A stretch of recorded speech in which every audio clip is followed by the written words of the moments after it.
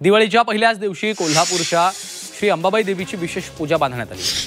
नरक चतुर्दशीनिमित्त देवीची नरकासुराचा वध या रूपात अलंकार पूजा बांधण्यात आलेली आहे।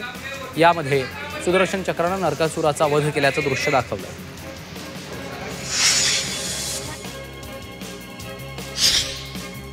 पुण्याच्या शिरूर तालुक्यातील चांडोहमध्ये काकड आरतीचा उत्साह दिसलाय। यामध्ये मोठ्या संख्येने भाविक सहभागी झाले। हरिनामाचा गजर करत टाळ मृदंगाच्या गजरात हा सोहळा पार पडलाय।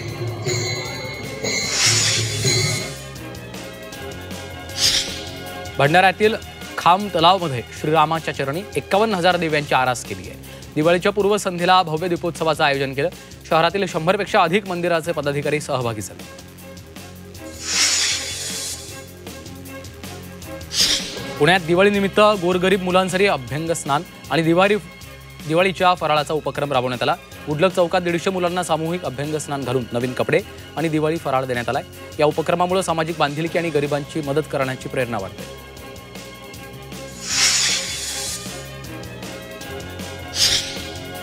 साताऱ्यातील सज्जनगडावर दिवाळी पहाटनिमित्त पारंपरिक मशाल महोत्सवाचा भव्य सोहळा पार पडलाय।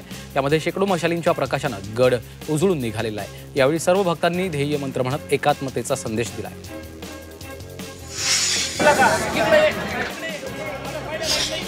संभाजीनगरातील गंगापुरात व्यापाऱ्यांनी एकत्र येत फटाक्यांचा मॉल सुरू केला। यामध्ये होलसेल दुकानात फटाके खरेदीसाठी ग्राहकांची गर्दी होते।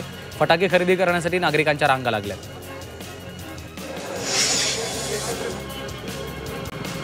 संभाजीनगरमध्ये दिवाळीनिमित्त घाटी रुग्णालय आणि जिल्हा रुग्णालय बंद राहणार आहे। 21 आणि 23 ऑक्टोबरला सुट्टी असल्याने रुग्णालय बंद असेल। या कालावधीत अत्यावश्यक सुविधा सुरू राहणार आहेत।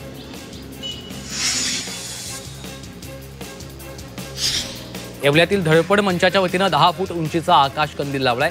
तर शहरातील मेन रोड परिसरात आकर्षक विद्युत रोषणाई करण्यात आली असून हा आकाश कंदील सर्वांचं लक्ष वेधून घेतोय।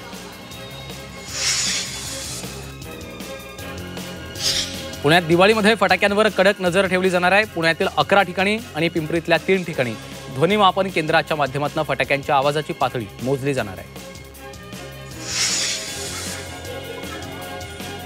बीड जिल्ह्यातील आष्टी तालुक्यात असलेल्या भवरवाडी जिल्हा परिषदेच्या शाळेतल्या विद्यार्थी कॅलिग्राफीचे धडे घेत आहेत। केवळ 32 पटसंख्या असलेल्या या शाळेत 4थी पर्यंत मुलं शिकतात। कॅलिग्राफी बरोबरच विद्यार्थ्यांना दिवाळीनिमित्त रांगोळीचं प्रशिक्षण दिलं जातं।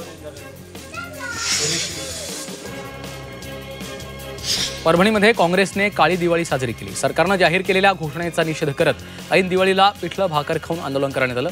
दिवाळी सुरू झाली तरी अद्याप शेतकऱ्यांना मदत न मिळाल्याने काळी दिवाळी साजरी करण्यात आली आहे। वाशिम जिल्ह्यातील अतिवृष्टीमुळे खरीप पिकांचं मोठं नुकसान होऊन शेतकरी आर्थिक संकटात सापडलाय। शासनाकडून मिळणारी मदत विलंबानं मिळत असल्यानं शेतकरी वर्गात तीव्र नाराजी आहे। या पार्श्वभूमीवर काँग्रेसचे आमदार आणि जिल्हाध्यक्ष अमित झनक यांच्या नेतृत्वात दिवाळी सणाच्या दिवशी जिल्हाधिकारी कार्यालयावर चटणी भाकर आंदोलन करण्यात आलं।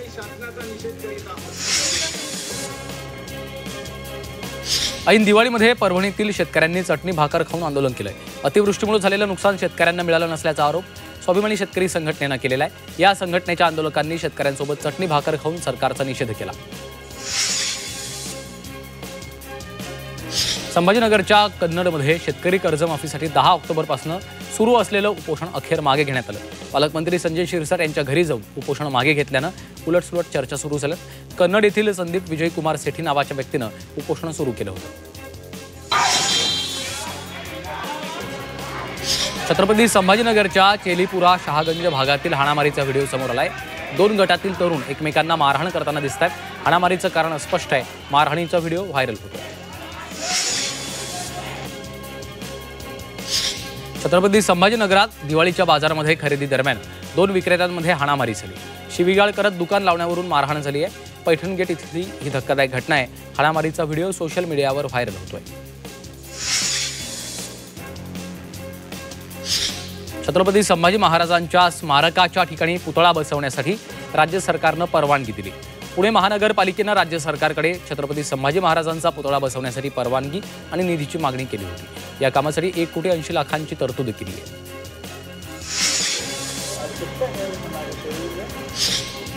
पुण्यातील भोरमध्ये राष्ट्रीय पोषण अभियानाच्या अंतर्गत 3 दिवसांचं प्रदर्शन आयोजित केलंय। नागरिकांना योग्य पोषण आहार आणि आरोग्याबाबत माहिती देणं हा या प्रदर्शनाचं मुख्य उद्दिष्ट आहे। यामध्ये महिला अंगणवाडी सेविका, विद्यार्थी आणि सामान्य नागरिक माहिती घेण्यासाठी उपस्थित आहेत।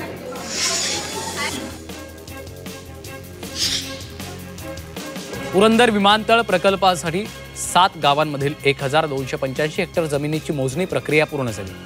शेतकऱ्यांशी चर्चा करून जागेच्या मोबदल्याचं स्वरूप निश्चित केलं जाणार आहे, असं जिल्हाधिकाऱ्यांनी स्पष्ट केलं.